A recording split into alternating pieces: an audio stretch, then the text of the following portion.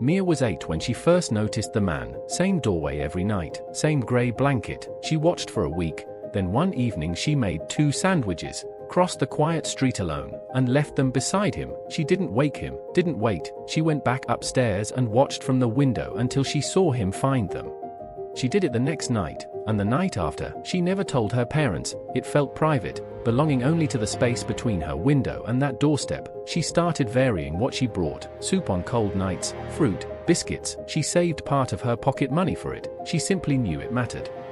They never spoke. She was always gone before he woke. But one evening she was late, and he was already watching her. He said nothing. She said nothing. He placed one hand on his chest and nodded. She nodded back. At 8 she couldn't name what had passed between them, but it was important. She left food for nearly 3 years. Then one morning, the doorway was empty, blanket gone, cardboard gone. She left food for 3 more nights. Then she understood. She never found out where he went. She was 10. It was the first time she had lost someone she had never properly met.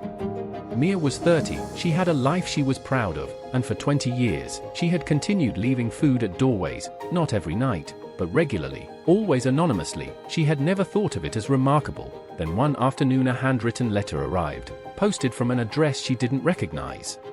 The letter said, "My name is Thomas. You don't know my name, but I believe you left food for me every evening for nearly 3 years, beginning when you were 8. I want to tell you what those evenings meant to me, and what happened after I left that doorway."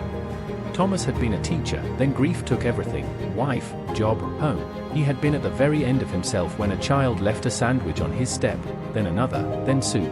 3 years of a kindness so consistent he began to believe someone thought he was worth feeding, and if someone thought that, perhaps he found a shelter, then work, then a classroom again. He had been teaching for 16 years, but the letter didn't end there. He had seen her once, years later, leaving food on another man's doorstep. He had watched her walk away. He understood she had not stopped. He had been afraid to approach her. "You kept me alive," the letter said, "not just in those 3 years, but in every year since.